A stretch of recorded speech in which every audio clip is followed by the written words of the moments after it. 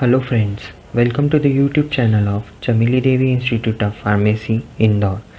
In today's session, we are going to discuss about the most infectious disease nowadays, that is mucormycosis. Now, let us understand what is mucormycosis. Mucormycosis is also called zygomycosis, which is a rare fungal infection that is caused by group of molds called Mucormycetes. This fungi lives in the environment throughout, particularly in the soil and also in the decaying organic matter like leaves, composite piles, rotten woods. People get mucormycosis by coming in contact with the fungal spores in the environment. For example, that is lungs or sinus form of infection can occur when the spores get breathed into the lungs. Mucormycosis can also develop skin infections as fungus get entered into the skin via cuts, scrap or burns. Now the next is what causes mucormycosis. As we have studied that mucormycosis is caused by a group of fungi that belongs to the class of Zygomycetes. Rhizopus araceus species from Mucoraceae family are the most commonly identified cause for mucormycosis in humans. Mucormycosis are found worldwide and in the ecosystem, which are responsible for initiating and decaying the most of the organic material in the environment.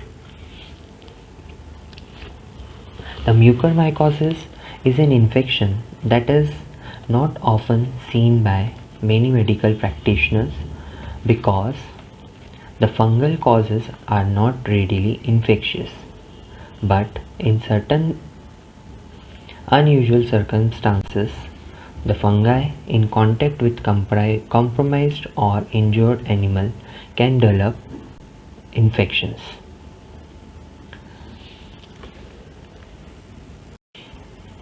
Now the next is types of mucormycosis. First one is rhinocerebral mucormycosis, that is sinus and the brain. It is an infection in the sinus that can spread to the brain. This form of mucormycosis is very common in people with uncontrolled diabetes and the people which have undergone the kidney transplant. Second type of mucormycosis is pulmonary or lung mucormycosis. This type of mucormycosis is generally taken place in people with cancer and in the persons undergoing organ transplant or stem cell transplant. Third one is gastrointestinal mucormycosis, which is common in young children than adults, especially premature or low birth weight infants. Another type of mucormycosis is cutaneous or skin mucormycosis, which occurs after that when the fungi enters into the body through the cuts or burns into the skin. This is the most common form of mucormycosis among the people who don't have weakened immune system. Another next type of mucormycosis is disseminated mucormycosis, which occurs when the infection spreads occurs through bloodstream to the various parts of the body. Now the next one is the symptoms of mucormycosis.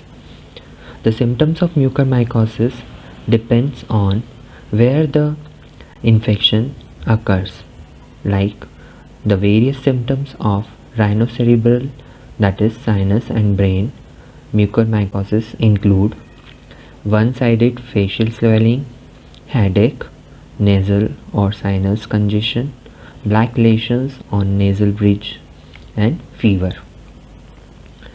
Whereas the cutaneous mucormycosis can look like blisters, ulcers and infected area may turn black.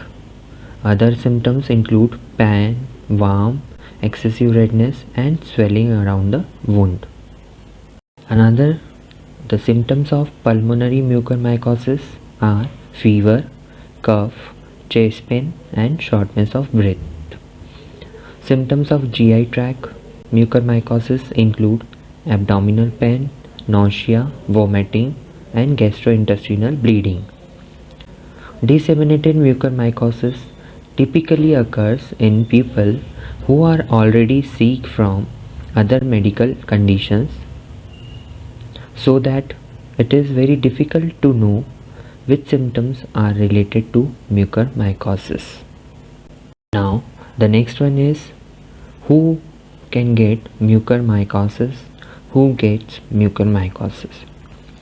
As it is a rare, but it is more common in people having health problems and taking medicines that lowers the body ability to fight germs and sickness. As we are going through the COVID pandemic, the black fungus or mucormycosis is another infectious disease which comes into the existence, and it is affecting the certain groups of people like patients persons with diabetes, especially with ketoacidosis, cancer patients, or the patients undergone organ transplant or stem cell transplant. Next, the persons having low number of WBCs, that is neutropenia, long-term corticosteroid use, too much iron in the body, having certain type of skin injuries, or premature and the low birth weight for the neonatal. Now the next one is how does the someone can get mucormycosis, or how the person can get affected by mucormycosis. The people get mucormycosis through contact with fungal spores that are available in the environment. For example, if the person inhales the spores from the environment, then it may cause the lung or sinus mucormycosis. The fungus spores can also get entered through the skin if there occurs the cuts or burn. The diagram is showing the spread of mucormycosis either through inhalation, through skin inoculation, that directly goes into the blood invasion, blood vessel, causes the invasion and dissemination. Now the next one is how to lower the risk of mucormycosis. As it is difficult to avoid breeding in fungal spores, because the fungal spores of mucormycosis are very common in environment. There is as such no vaccine for prevention of mucormycosis. The persons having the weak immunity or the weakened immune system may be more prone to the infection. As also we are seeing that the patients undergoing the COVID-19 treatment or undergoing the corticosteroid treatment are getting more affected with the mucormycosis. To prevent the risk of mucormycosis, protect yourself from the environment, like try to avoid areas with lots of dust where the construction or excavation sites are going on. Avoid direct contact with the water damaged buildings or flood water. Avoid activities that involve close contact to soil, dust, like gardening, yard work, etc. Now, next one is how the mucormycosis get diagnosed. Healthcare provider consider the medical history, symptoms, physical examination, and laboratory test of the patient undergoing mucormycosis infection. Healthcare provider suspect that mucormycosis can occur in lung or sinus. They will collect the sample of fluid from the respiratory tract and it will undergo the examination. The another diagnosis can be the CT scan of lungs, sinus and other parts of body depending upon the infection where it occurs. How the mucormycosis can be treated. Mucormycosis is a serious infection and needs to be treated with prescriptions like antifungal medications, usually amphotericin, fluconazole, etc. These medications are given through veins, that is through IV. Other medication that can be used are fluconazole, voriconazole, etc. Often mucormycosis requires surgery to cut away the infected tissue.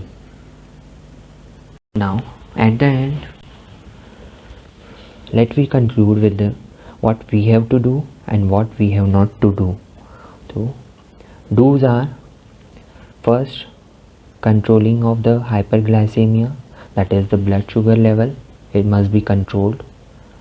Monitor blood glucose level after post COVID-19 discharge, that is also in diabetes patients. Use steroids judiciously. Clean sterile water for humidifiers during oxygen therapy. Use antibiotic as well as antifungal medications. What not to do: don't miss the warning signs and symptoms. Do not consider all the cases with blocked nose as bacterial sinusitis, particularly in the context of immunosuppression and COVID-19 patients. Do not hesitate to seek undergoing investigations.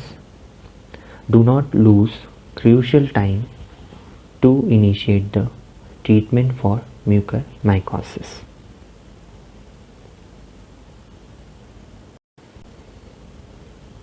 Thank you. Stay home, stay safe.